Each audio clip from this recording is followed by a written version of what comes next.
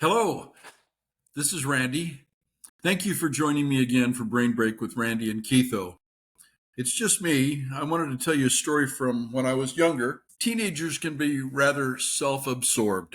I have had the opportunity of teaching teenagers inside of our church, outside of our church, and in scouts.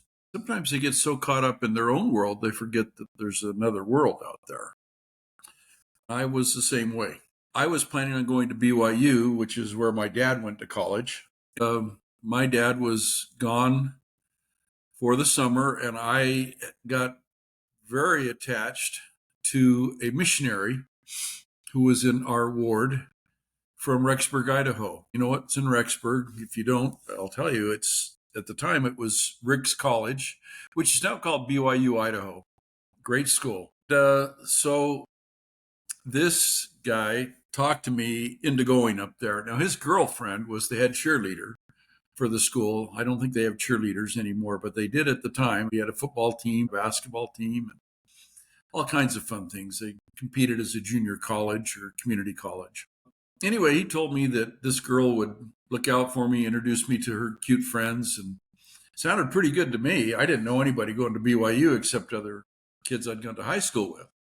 So I put in an application, got accepted, and joined three other guys from my high school that were going to Rick's College. I got up there early because my friend told me if I came early, his family would put me to work. They did. I got paid to move pipe. Then I don't remember what evening it was, I went over for a cookout, what some people would call a barbecue. But they were grilling hamburgers, hot dogs, steaks, and chicken breasts. They had a neighbor that poked his head over the fence. This neighbor's name was Henry. I had only met one Henry in my life, and his nickname was Hank. So I started calling him Hank. He never corrected me. He found out through conversation that I liked to play handball and was actually pretty good at it.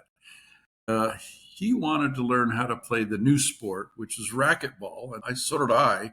I didn't know how to play it yet, but we agreed that we would get together and play some handball and transition into racquetball.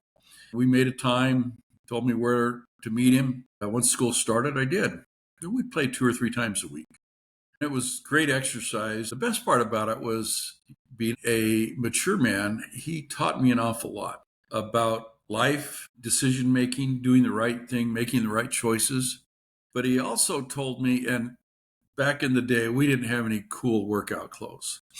I mean, I'm probably walking around in a pair of gym shorts from high school and some ratty old t-shirt. But he says, if I ever don't show up, I work in, and he points to a big building on campus. Said, okay. So he doesn't show up. I figure I'll go get him. I walk in, and I'm asking for Hank. Nobody knows who Hank is until I describe him. He's really tall, thin, wears glasses, not much hair on top, but an amazing guy. Need to go farther upstairs. They all point me up to the top floor. I get there, and again, I'm not dressed appropriately to be walking into a really nice building, but it's all I have. He said, come get him. I'm coming to get him. So I describe who I'm looking for, and she says, you mean President Eyring? I said, well, I don't know what he's president of. That's really dumb. But he was president of the college. He walked by, opened his door, saw me, and he says, shakes his hand, says, just a minute. So I'm sitting down, and I'm totally embarrassed now. So he comes out. He says, let me get changed. He goes and puts on his ratty old workout clothes, which, again, I don't believe they matched. And as we walked to our handball/racquetball court, we talked a little bit. He said, didn't you know I was the college president? I said, no. He says, well, how could you miss that? Do you go to devotionals? I said, I do, every week. He said, well, I conduct those. I said, well, I've never noticed you sitting on the stand. And my class before the devotionals is far enough away that I barely make it in time. It starts making sense to him. But we continued to play. He continued to teach as part of that play. I've always considered President Henry B. Hal Eyring a very dear friend. I don't see him anymore, if at all. But I pray for him nightly.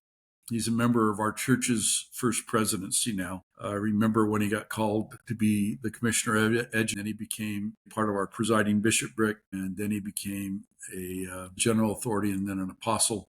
An amazing man, one who was very generous with his time, with a young man that needed that kind of coaching at that time. So glad I met him.